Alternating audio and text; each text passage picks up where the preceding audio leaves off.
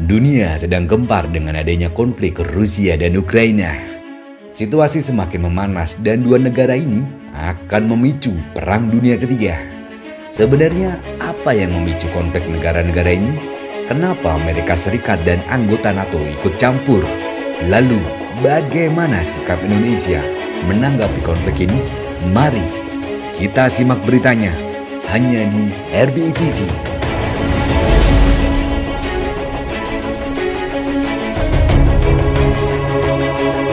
Tapi sebelum lanjut, jangan lupa subscribe, like, komen, dan share akun RBI TV agar selalu update informasi terbaru dan tentunya bermanfaat bagi Sobat RBI TV dimanapun berada.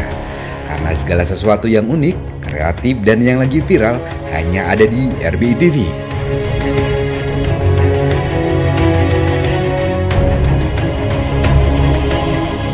Beberapa pekan terakhir, di perbatasan Rusia dan Ukraina tampak mencekam. Rasanya seperti akan terjadi perang. Asal Sobat RBI tahu, selama berabad-abad, Ukraina merupakan bagian dari Kekaisaran Rusia yang juga pernah menjadi bagian Uni Soviet. Ukraina merdeka pada tahun 1991 ketika Uni Soviet bubar usai Perang Dingin. Sejak saat itu, ada ketegangan antara hubungan lama Ukraina dengan Rusia.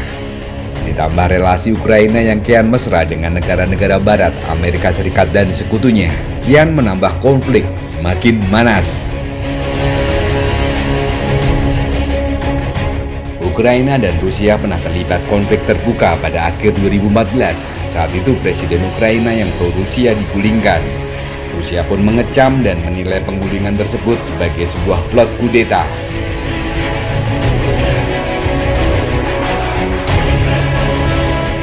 Beberapa waktu lalu, Presiden Rusia Vladimir Putin mengumpulkan ribuan tentaranya di perbatasan Ukraina. Banyak yang menduga Rusia akan melancarkan invasi ke negara tetangganya, yaitu Ukraina. Rusia juga disebut mengirimkan lebih banyak rudal taktis operasional Iskander ke perbatasan dan meningkatkan aktivitas intelijen mereka terhadap Ukraina. Dan intelijen Amerika Serikat pada Desember lalu memperkirakan Rusia bakal menyerang Ukraina di awal tahun 2022.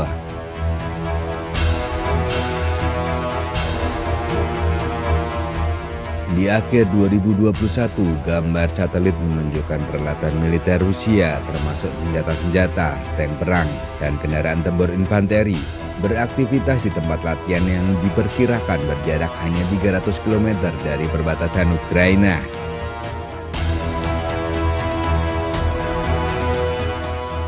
Rusia juga telah mengosongkan kantor kedutaan mereka di Ukraina. Hal itu semakin memperbesar asumsi bahwa Rusia tengah merencanakan pergerakan militer ke Ukraina. Pejabat keamanan Ukraina menuturkan sebanyak 18 anggota keluarga diplomat Rusia dipulangkan menggunakan bus pada tanggal 15 Januari dan sekitar 30 anggota lainnya ikut dipulangkan beberapa hari setelahnya. Pengosongan ini menimbulkan kekhawatiran Rusia benar-benar bersiap untuk menginvasi Ukraina. Jika invasi Rusia benar-benar terjadi, kemungkinan akan terjadi pertumpahan darah lewat perang yang melibatkan Timur dan Barat. Atas hal ini, Amerika yang merupakan sahabat dari Ukraina siap mendukung pemerintahan Ukraina jika terjadi invasi Rusia dengan mengerahkan 8.500 tentara ke Ukraina.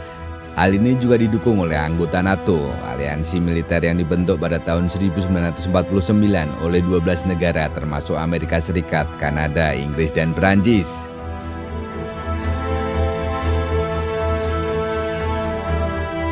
Para anggota NATO setuju untuk saling membantu jika terjadi serangan bersenjata terhadap salah satu negara anggota. NATO meningkatkan dukungan untuk Ukraina dalam persenjataan, pelatihan, dan personil.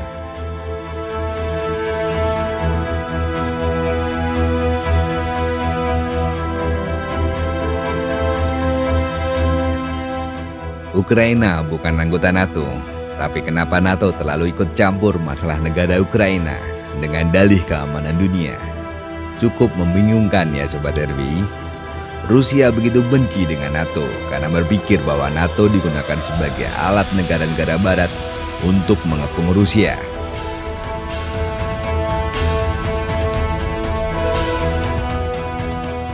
Sementara itu, Rusia beralasan bahwa penempatan ratusan ribu pasukan di perbatasan adalah antisipasi ekspansi NATO ke arah timur perbatasan Rusia-Ukraina dan reaksi terhadap hubungan intensif Ukraina dengan aliansi tersebut. Jika benar Rusia menyerang Ukraina, Amerika Serikat, Sekutu dan NATO mengancam akan memberikan sanksi berat kepada Rusia berupa penghentian pembukaan pipa utama yang akan mengirim gas ke Eropa Barat.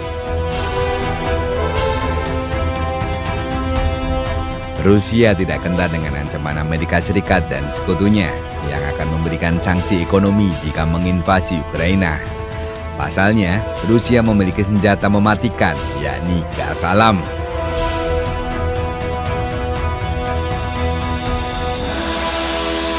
Sekian kabar mengenai konflik Rusia dan Ukraina ya Sobat RBI. Kita doakan semoga semua konflik segera terselesaikan dengan damai.